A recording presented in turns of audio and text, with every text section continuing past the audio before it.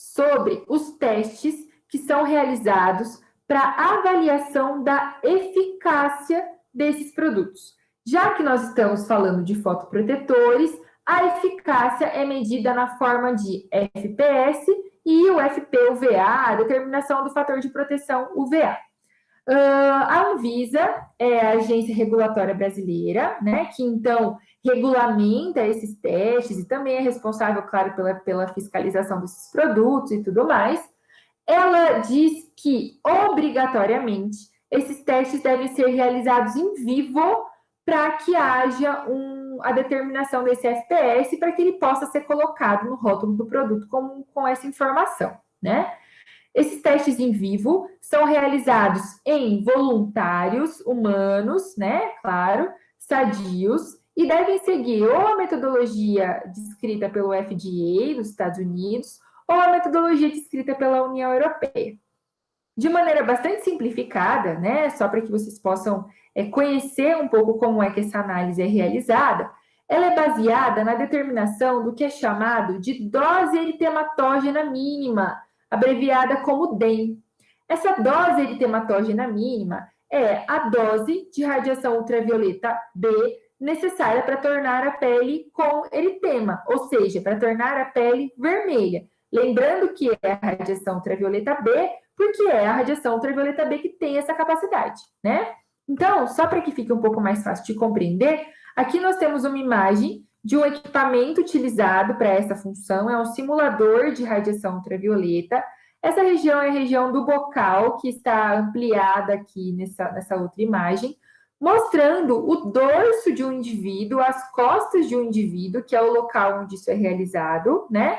Subdividido em quadrantes, sendo que esses quadrantes recebem a aplicação do fotoprotetor e, na sequência, a incidência desse simulador de radiação ultravioleta B, determinando qual é a dose dessa radiação necessária para tornar a pele desse indivíduo avermelhada, para que se tenha o primeiro sinal de vermelhidão na pele do indivíduo.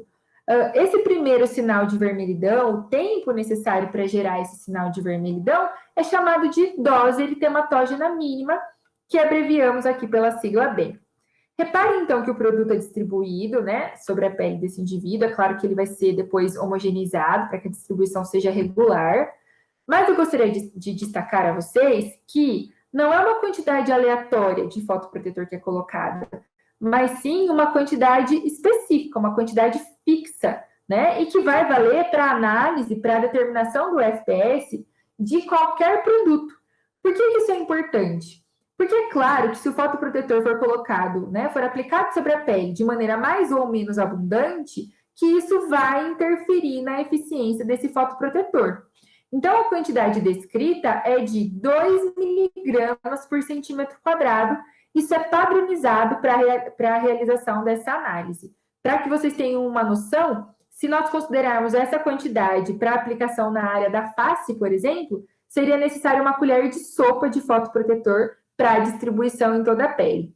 Eu gosto de chamar atenção para essa quantidade, porque assim nós conseguimos perceber que, normalmente, nós fazemos a aplicação de maneira incorreta, utilizando uma quantidade muito inferior à necessária. E que, com isso, provavelmente o valor de FPS descrito no rótulo do produto não será atingido na nossa pele, já que a aplicação foi insuficiente. Bom, sabendo então dessa questão, né, da aplicação de um filme em quantidade pré-determinada e da necessidade de uma fonte de radiação, de simulação, né, dessa radiação violeta, para determinar qual é a dose necessária para tornar a pele avermelhada, essa dose eritematógena mínima, né, o que é que nós sabemos? O que se faz para o cálculo desse FPS? Se determina essa dose eritematógena, né, na pele desprotegida, então, numa região em que o indivíduo não recebeu a aplicação de fotoprotetor, mas também se faz essa determinação em uma porção de pele em que o indivíduo recebeu o fotoprotetor. O cálculo do FPS ele vai ser feito pela divisão do tempo necessário para a pele ficar avermelhada quando ela está protegida e do tempo necessário para o mesmo acontecer, né, para a formação dessa vermelhidão, com a pele desprotegida. é a fração desses dois valores, né, a divisão desses dois valores, que vai gerar o cálculo do FPS. Então, um exemplo, se o indivíduo em uma região de pele protegida dependeu de 50 minutos de exposição para que a pele ficasse vermelha e na área de pele desprotegida isso aconteceu em 5 minutos, o fator de proteção desse produto aplicado e testado é igual a 10. Significa, então, que o fator de proteção solar, o tal do FPS, ele nos informa qual é o tempo a mais, né, em relação ao que o indivíduo ficaria sem proteção, que esse indivíduo pode ficar exposto à radiação solar após a aplicação do produto. Essa é a informação que o FPS nos oferece. Mas também gostaria de destacar aqui um quadro que foi retirado do livro do professor Marcos Antônio Correia, de Cosmetologia, que nos mostra qual é a porcentagem de bloqueio dessa radiação, né? Então, reparem que são parâmetros diferentes. Nós estávamos discutindo que um fator de proteção solar igual a 8 permite ao indivíduo ficar 8 vezes mais tempo exposto ao sol em relação à pele desprotegida, né? E é isso que cada um desses valores aqui significam, como nós já discutimos. Porém, notem que a porcentagem de bloqueio da radiação, ou seja, quanto dessa radiação vai ser barrada e não vai conseguir atingir a pele, ela vai variar, claro, de um valor de FPS para outro, mas que essa variação não é tão significativa, principalmente quando nós observamos os valores de FPS que se encontram acima de 30. Notem que para o FPS igual a 30, a porcentagem de bloqueio gira em torno de 97%. E que quando nós falamos de um produto com fator fator de proteção solar, né, igual a 70 ou 100, nós temos valores de bloqueio que estão em torno de 99%, né? Essa informação é muito importante porque ela nos mostra que, muitas vezes, a aplicação de um produto de FPS 30 é mais do que suficiente, havendo a consciência do indivíduo de que há necessidade de reaplicação, né? Porque, afinal de contas, quando nós comparamos um fotoprotetor com FPS igual a 30 e igual a 40, o que muda, basicamente, e de maneira mais significativa entre eles, é o tempo de exposição permitido em relação à pele desprotegida. Então, nesses casos, a realização de reaplicações para um fotoprotetor de FPS 30, que vai gerar praticamente 97% de bloqueio da radiação, torna esse produto muito eficiente. E isso é muito interessante porque muitas pessoas deixam de utilizar o fotoprotetor justamente porque recorrem a valores de FPS muito altos, e para que esses valores de FPS altos sejam atingidos, o fabricante ele precisa colocar uma alta concentração dos filtros e fazer uma combinação de vários filtros. Lembrando que os filtros, de maneira geral, têm característica lipossolúvel, e isso oferece a esses produtos uma sensação de oleosidade bastante intensa, né? Então, com base nesse quadro, nós podemos entender que muitas vezes essa sensação de oleosidade tão desconfortável, ela pode ser evitada utilizando um fator de proteção solar um pouco menor, né? Então, o 30 já é um valor bastante significativo e garantindo a eficiência por meio da reaplicação desse produto. Um outro detalhe interessante a ser discutido é que o valor de FPS ele pode ser avaliado in vitro, sem a necessidade da participação desses voluntários. Contudo, a Anvisa não aceita esse resultado.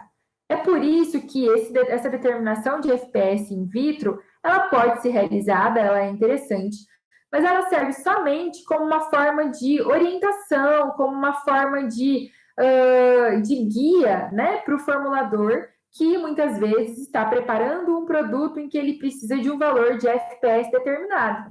E aí, ao invés de ele mandar para análise, né, ou realizar a análise em voluntários, numa situação mais trabalhosa, mais custosa, com envolvimento de pessoas, ele pode inicialmente fazer todos os ajustes necessários para que in vitro ele atinja o seu objetivo, para somente depois realizar a análise em voluntários. Um exemplo de metodologia in vitro que pode ser empregada é a utilização de um equipamento como esse, denominado como Optometrics SPF 290S, em que ele funciona por meio de uma fonte de luz, né, que simula, então, a radiação ultravioleta, assim como aquela utilizada para determinação do FPS em voluntários.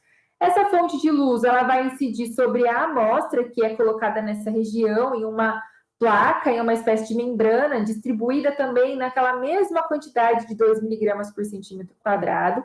No equipamento, ela fica posicionada nessa região, essa membrana.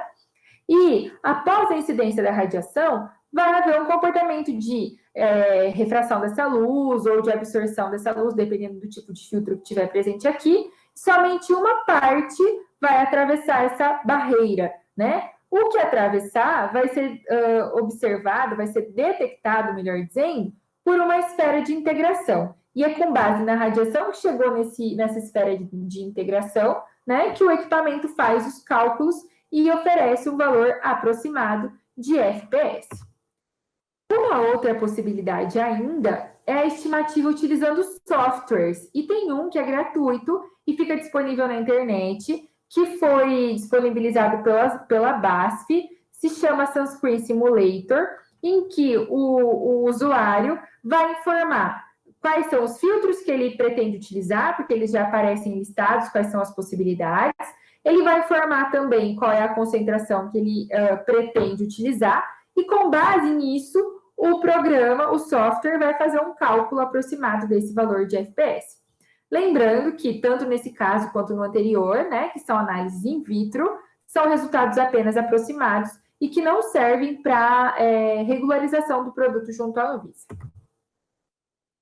Ainda é importante destacar que a avaliação do fator de proteção solar, né, o FPS, como eu já tinha dito para vocês, é baseada na utilização da radiação ultravioleta B e no efeito, no caso a vermelhidão, que a radiação ultravioleta B gera sobre a pele. Como nós discutimos, os fotoprotetores eles devem apresentar o valor de radiação ultravioleta A no rótulo, que deve ser de no mínimo 1/3 do valor do FPS.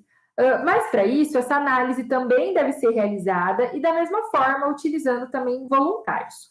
O detalhe, né, a análise é muito parecida, a forma que é realizada é muito parecida, o detalhe é que se utiliza uma fonte que simula a radiação ultravioleta A, né, e que como nós já conversamos, essa radiação ultravioleta A, ela não tem esse efeito eritematógeno proeminente, mas sim a capacidade de promover aquele bronzeamento chamado de bronzeamento imediato, causando a oxidação da melanina já formada na nossa pele.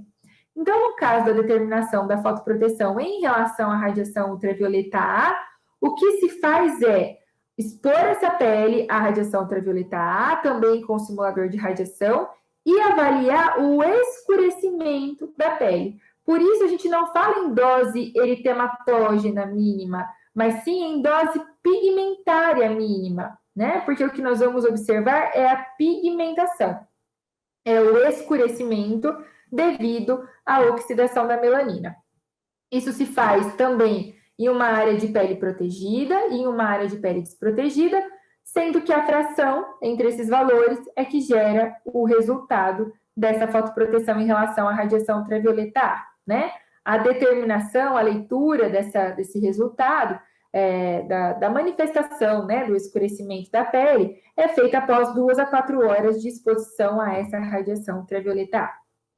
Ainda, para finalizar, gostaria de mostrar para vocês a possibilidade de se inserir no rótulo do produto um atributo, também chamado de claim, de resistência à água, né?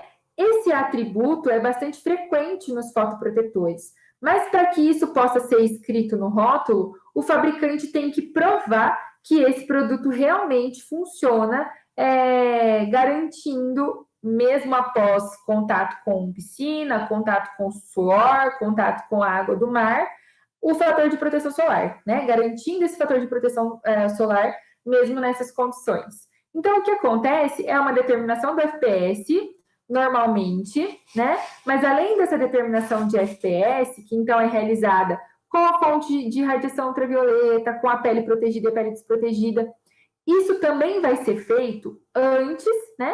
Mas também depois de o indivíduo ser submetido a banheiras de imersão. Então, o indivíduo fica, ele vai ser exposto à água, né?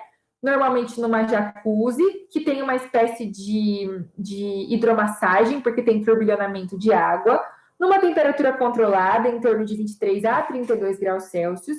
E o que vai ser feito é, o indivíduo vai ser submetido a uma determinação de FPS, depois ele vai passar por um ciclo de 20 minutos na banheira de imersão, ele vai sair dessa banheira de imersão e vai aguardar a secagem da sua pele. Novamente, ele vai ser submetido a um outro ciclo de imersão de mais 20 minutos e o fator de proteção solar vai ser determinado na sequência.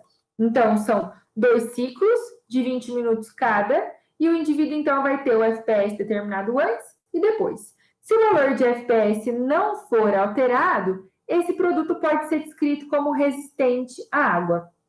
Já em situações, né, que se anota no rótulo que esse produto é muito resistente à água, a descrição desse atributo, ela só é permitida se ao invés de 2 ciclos de imersão, ocorrerem 4 ciclos de imersão. Gostaria, então, de apresentar aqui para vocês